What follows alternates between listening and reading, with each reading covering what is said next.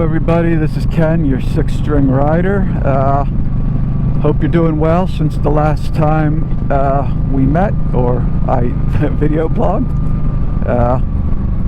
I have to start off my blog here with some sad news. A friend of mine was in an accident, and he actually was in the accident the very next day after I posted my last video. He's in critical condition, swelling of the brain, other things, bleeding, internal bleeding. Hopefully he'll walk away, or at least be okay. I mean, I don't know. It's got me a little rattled. I've got a lot of stuff going in my life right now, and hearing something like that to a good person just rattles me.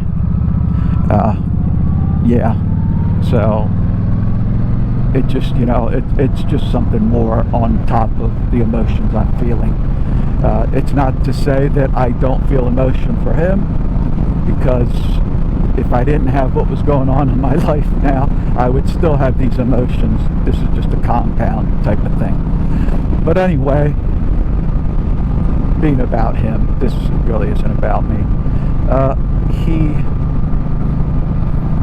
The accident happened, and I don't know the specifics about it. And honestly, I don't really need to know the specifics about it, because the problem or the situation is he's in the hospital. There's nothing we can do about what had already happened.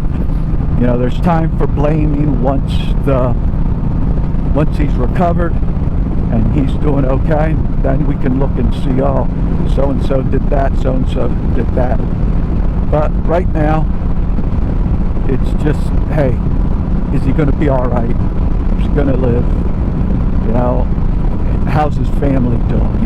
Is his wife all right? Someone taking care of his wife? Someone hanging out at the hospital for him when he eventually comes out of it? Things like that. That's things, you always hear about the accidents and all this stuff, but then, no one really talks about what do you do while that person is in the accident. What did we do? Yeah, we know he got in an accident. We can talk about, oh, it was the car's fault. Well, he should have been doing this, blah, blah, blah, blah. But what did we do while he was in the accident? Did we go and, comfort the family members? Did we do something like that? I think that is the most important thing in the beginning. Helping out the family members. We can't do anything for the person in the accident because, well, we're not doctors. But we can help the family. We can help friends take care of themselves, do something, So if you're out there, sorry, getting a little emotional. But, if you're out there and you know somebody that's been in an accident, you're just sitting around and trying to figure out what to do,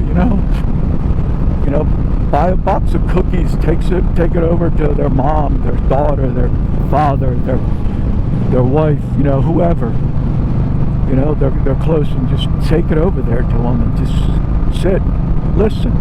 You don't have to sit there and talk and tell them, oh, this and that. Just sometimes just being there and listening is enough. So that's what I'm trying to get at. There could be more, I don't know, but this is just, it's a bad thing. This guy was a good person. Honestly, I only met him once, but he was really good. He was a nice friend. I mean, we were friends now because someone had the courtesy and thought I was one of his good friends, because I was called first thing in the morning the next day after, right after the accident happened.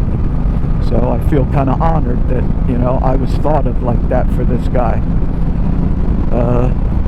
But I do know that he'd been riding motorcycles pretty much all his life. He showed me a picture of when he was around 5 or 6, and he was on a what they call pit bikes, I think it was, And it was, I mean, he was 5 or 6, and like his father put him on top of it, and you know, I think Dad had to push in the clutch, get that on, but he knew how to throttle it, and from that point on, the guy's been on a motorcycle. So there's another thing to think about. Doesn't matter how long you've been riding, stuff can happen. I mean, he's been riding, I think he's in his late 60s, maybe his early 50s. I'm not sure. I'm not sure how old he is, but he's been riding a lot longer, and he got in an accident. I'd only been riding for 3 months, and I got into an accident, and both times it was no fault, as far as I know, it's no fault of his, but I don't know. Like I said earlier, I don't know the specifics. In my case, it was no fault of my own. So yeah, things like that'll happen, and we have to be prepared, and we have to just be there. Be there for the family, be there for other good friends. Like, as friends, you be there for each other, because this is one of the people in your lives. So you need to take care of each other. We're out here on the road of life. We're all bikers. We enjoy the thrill, the zen we get from riding our bikes. So there's a brotherhood there. And, just have to say, I just, my heart goes out to him, his wife. I don't know if his parents are still around, but anyone who cares about him, my heart goes out to him, or to them.